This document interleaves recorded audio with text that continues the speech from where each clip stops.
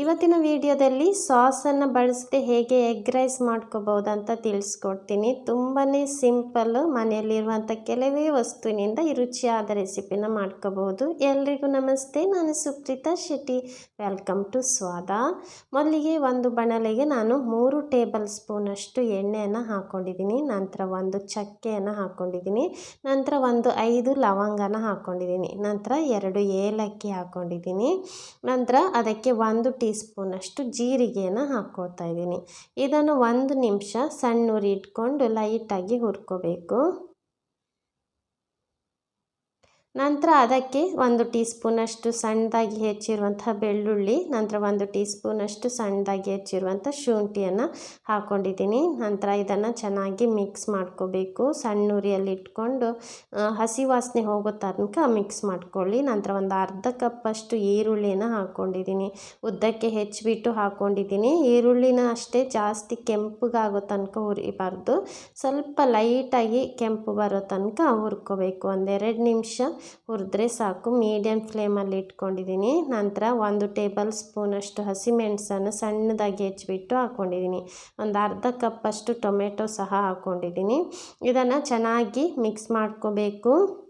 ನಂತರ ಅದಕ್ಕೆ ಮಸಾಲೆನ ಪುಡಿನ ಹಾಕ್ಕೊಳ್ತಾ ಇದ್ದೀನಿ. 1 ಟೀ ಸ್ಪೂನಷ್ಟು ಗರಂ ಮಸಾಲ ಪೌಡರ್ ಹಾಕ್ಕೊಳ್ತಾ ಇದ್ದೀನಿ. 2 ಟೀ ಸ್ಪೂನಷ್ಟು ಕೆಂಪು ಮೆಣಸಿನ ಪುಡಿ ಹಾಕ್ಕೊಳ್ತಾ ಇದ್ದೀನಿ, ಅಚ್ಚ ಖಾರದ ಪುಡಿ. ನಂತರ ಅರ್ಧ ಟೀ ಸ್ಪೂನಷ್ಟು ಕಾಳು ಮೆಣಸಿನ ಪುಡಿ. ನಂತರ ಚಿಟಿಕೆ ಅಷ್ಟು ಅರಿಶಿನ ಪುಡಿ ಹಾಕ್ಕೊಳ್ತಾ ಇದ್ದೀನಿ. ಖಾರ ಕಡಿಮೆ ಬೇಕನ್ನೋರು ಸ್ವಲ್ಪ ಕಡಿಮೆ ಹಾಕ್ಕೊಳ್ಳಿ. ನಂತರ ರುಚಿಗೆ ತಕ್ಕಷ್ಟು ಉಪ್ಪನ್ನು ಹಾಕ್ಕೊಳ್ತಾ ಇದ್ದೀನಿ. ಇದನ್ನು ಚೆನ್ನಾಗಿ ಮಿಕ್ಸ್ ಮಾಡ್ಕೋಬೇಕು. ನೀವು ಅನ್ನ ಮಾಡುವಾಗ ಉಪ್ಪು ಹಾಕ್ಕೊಂಡಿದ್ರೆ ಜಾಸ್ತಿ ಉಪ್ಪು ಹಾಕಬೇಕಂತ ಇಲ್ಲ. ನಾನು ಅನ್ನ ಮಾಡುವಾಗ ಉಪ್ಪು ಹಾಕಿಲ್ಲ, ಅದಕ್ಕೆ ಉಪ್ಪು ಹಾಕ್ಕೊಳ್ತಾ ಇದ್ದೀನಿ. ನಂತರ ಅದಕ್ಕೆ 4 ಮೊಟ್ಟೆಯನ್ನು ಹಾಕ್ಕೊಳ್ತಾ ಇದ್ದೀನಿ.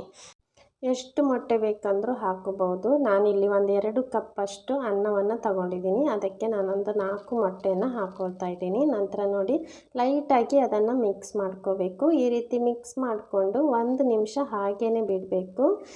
ಸ್ವಲ್ಪ ಬೇಯಿಸಬೇಕು ಅದನ್ನು. ನೋಡಿ, 1 ನಿಮಿಷ ಹಾಗೆ ಬಿಟ್ಟಿದ್ದೀನಿ. ನಂತರ ಅದನ್ನು ಲೈಟಾಗಿ ಮಿಕ್ಸ್ ಮಾಡ್ಕೋಬೇಕು. ನಿಮಗೇನಾದರೂ ದೊಡ್ಡ ಪೀಸ್ ಇರಬೇಕು ಅನಿಸಿದರೆ ಅದನ್ನು ಸ್ವಲ್ಪ 1-2 ನಿಮಿಷ ಹಾಗೆ ಬೇಯಲು ಬಿಡಬೇಕು. ನಂತರ ಅದನ್ನು ಹಿಂಗೆ ಲೈಟಾಗಿ ಪೀಸ್ ಮಾಡ್ಕೋಬೇಕು. ನಾನಿಲ್ಲಿ ಮಿಕ್ಸ್ ಮಾಡ್ಕೊಳ್ತಾ ಇದ್ದೀನಿ. ನಂತರ ನೋಡಿ, ಈ ರೀತಿ ಚೆನ್ನಾಗಿ ಮಿಕ್ಸ್ ಮಾಡ್ಕೊಳ್ಳಿ. ಇವಾಗ ಟೇಸ್ಟ್ ನೋಡ್ಕೊಳ್ಳಿ. ನಿಮಗೆ ಉಪ್ಪು ಖಾರ ಏನಾದರೂ ಬೇಕು ಅನಿಸಿದರೆ ಇನ್ನೊಂದು ಸ್ವಲ್ಪ ಹಾಕ್ಕೊಳ್ಳಿ. ನಂತರ ನಾನಿಲ್ಲಿ 1-2 ಕಪ್ಪಷ್ಟು ಅನ್ನವನ್ನು ಹಾಕ್ಕೊಳ್ತಾ ಇದ್ದೀನಿ. ನಾನು ಅನ್ನ ಮಾಡುವಾಗ ಉಪ್ಪು ಹಾಕ್ಕೊಂಡಿಲ್ಲ, ಅದಕ್ಕೆ ನಾನು ಆವಾಗ ಸ್ವಲ್ಪ ಜಾಸ್ತಿ ಹಾಕ್ಕೊಂಡಿದ್ದೆ.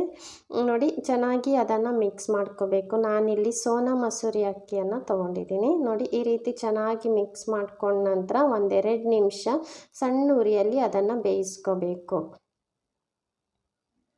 ನೋಡಿ, 1-2 ನಿಮಿಷ ಸಣ್ಣ ಉರಿಯಲ್ಲಿ ಬೇಯಿಸ್ಕೊಂಡಿದ್ದೀನಿ. ನಂತರ ಇನ್ನೊಮ್ಮೆ ಚೆನ್ನಾಗಿ ಮಿಕ್ಸ್ ಮಾಡಿಬಿಟ್ಟು ಕೊನೆಯಲ್ಲಿ ಸ್ವಲ್ಪ ಕೊತ್ತಂಬರಿ ಸೊಪ್ಪನ್ನು ಹಾಕ್ಕೊಳ್ಳಿ.